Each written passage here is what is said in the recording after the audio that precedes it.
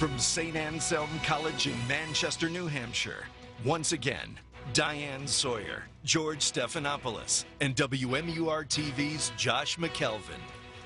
And we welcome you back. We want to tackle more on jobs right now, and specifically the ideas the candidates have, individual unique ideas for creating more American jobs, and specifically, Josh, asking about what we think created the age of American energy, which was infrastructure. Infrastructure, and we have an example of that here in New Hampshire. If you traveled up I-93 from Boston, I-93 North, you probably went over what was a widening project that's going on. We're about $350 million away from getting this project completed.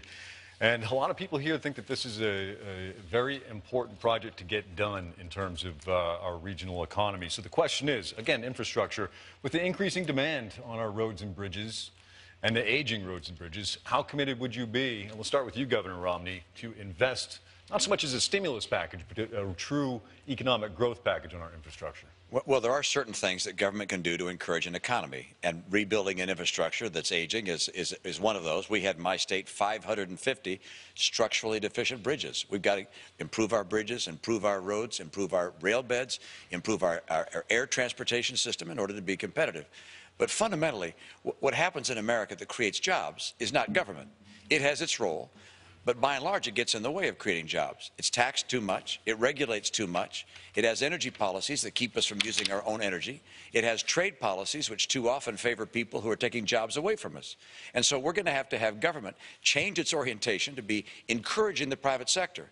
And fundamentally, what it makes America the most productive and the wealthiest nation, the major nations in the world, our GDP per capita, our income per person in America is 50% higher than that of the average person in Europe. Why is that? It's because of the entrepreneurial spirit of the American people, of the ability of Americans to innovate, to create. We have a nation which is based upon opportunity and merit. We draw people here who seek freedom, and these people have built enterprises that employ and that make America stronger. We have a president who has an entirely different view. He wants us to turn into a European-style welfare state and have government take from some to give to others. That will kill the ability of America to provide for a prosperous future, to secure our freedom, and to give us the rights which have been in our Declaration of Independence and our Constitution. I believe in an America that's based upon opportunity and freedom, not President Obama's social welfare state. Speaker Gingrich, I know you agree with Governor Romney again on his views on President Obama, but how would your plans on job creation distinguish you from Governor Romney? Well, if you're talking about infrastructure? Infrastructure and more broadly job creation. But let's stick with infrastructure because I think it's a very big, very important topic. You cannot compete with China in the long run if you have an inferior infrastructure. You've got to move to a 21st century model. That means you got to be technologically smart, and you have to make investments. So, for example, here, the Northern Pass project ought to be buried and should be along the state right-of-way, which means you'll use modern techniques to bring electricity from Quebec all the way down to Boston in a way that also preserves the beauty of northern New Hampshire. I would have an energy program designed to get us free from Saudi Arabia, Iran, Venezuela. 2/3 of the government revenue from that would go to debt reduction and to paying off the debt. 1/3 would go to infrastructure, which would give you the ability to have an infrastructure investment program that would actually get us back on track. And you look at places like the highways you're describing, the bridges the governor just described, if you don't have some systematic investment program, then you're not going to be able, I think, to compete with China and India. Governor Huntsman, where's the money going to come from? We've got to earn our way forward. There's no question about it. Governors learn how to pay the bills. In order to pay the bills, you've got to expand your economic base. And that's a problem we have in the United States right now. We read about the jobs that have ticked upward in this country, and we're all very happy about that. We're providing people more in the way of real opportunity. But think of where this country would be if during the first 2 years of Barack Obama, it would have had a different president. I would have ripped open the tax code, and I would have done what Simpson-Bowles recommended. I would have cleaned out all of the loopholes and the deductions that weigh down this country to the tune of $1.1 trillion. We've got a corrupt tax code. So you've got to say, how are we going to pay for it? We've got to stimulate some confidence in the creative class in this country. Right now, they're sitting on their hands, and they're not going to have a more optimistic view of our direction until such time. So you would raise the same amount of revenue as Simpson-Bowles, that Simpson-Bowles plan that was the commission appointed by President Obama. Would anybody else on the stage agree with that? I'm sorry? To raise the kind of revenues called for in the Simpson-Bowles Commission? No. No, I wouldn't. In fact, our plan puts together a package that focuses on simplifying the tax code, and I agree with Governor Huntsman on that. 5 deductions: health care, housing, pensions, children, and charities. Everything else goes. We focus on the pillars that have broad consensus of this country and are important sectors of our economy, including our children. The other side is the corporate side. We cut it in half, 17.5%, but I do something different than everybody else. I'm very worried about a sector of our economy that has been under fire. I come from southwestern Pennsylvania, the heart of the steel country, the heart of manufacturing, and it's been devastated because we are uncompetitive. 30 years ago, we were devastated because business and labor didn't understand global competitiveness, and they made a lot of mistakes. They weren't prepared for it, and we lost a lot of jobs. That's not what's happening now. Our productivity gains, our labor force, they're doing their job, they're being competitive, but they're running into a stiff headwind called government.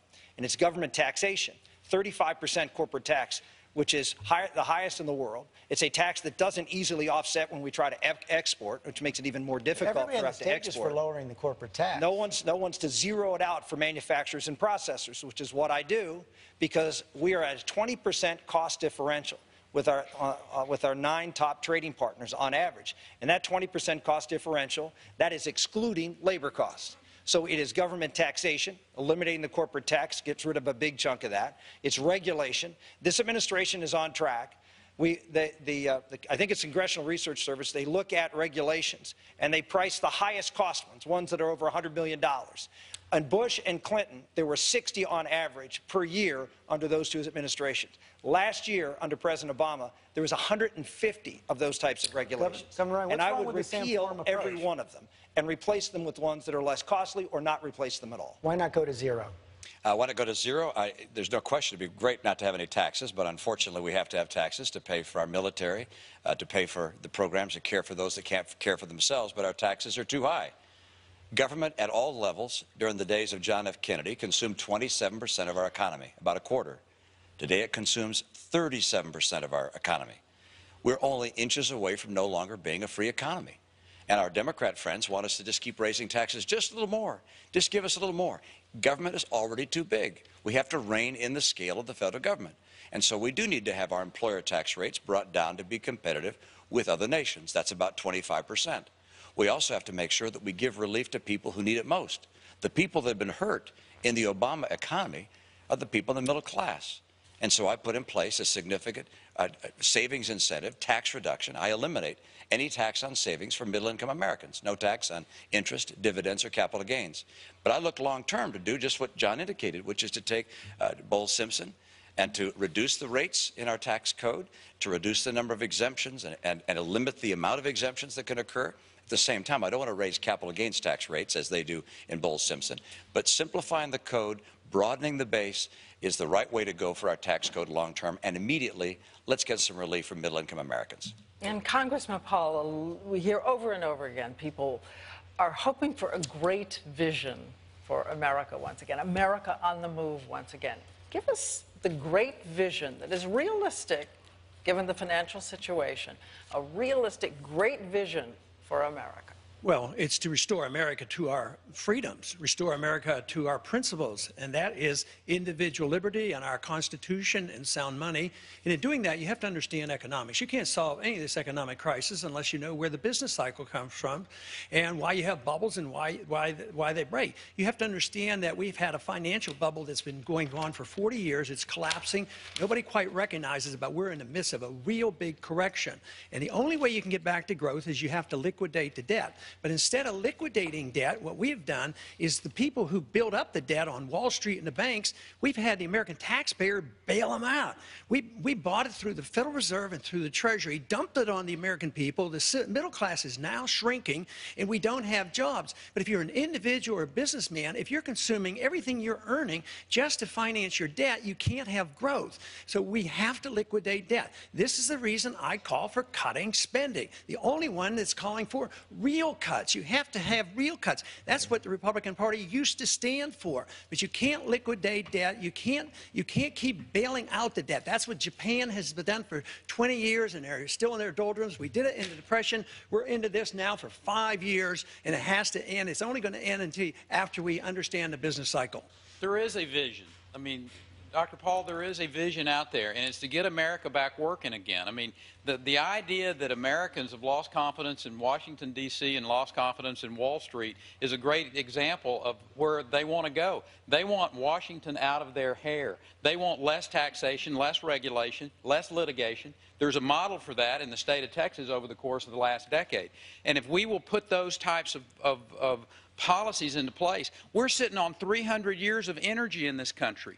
Allow our federal lands and waters to be opened up so that we are the people who are developing domestic energy, and we are not being held hostage by countries that are hostile to America.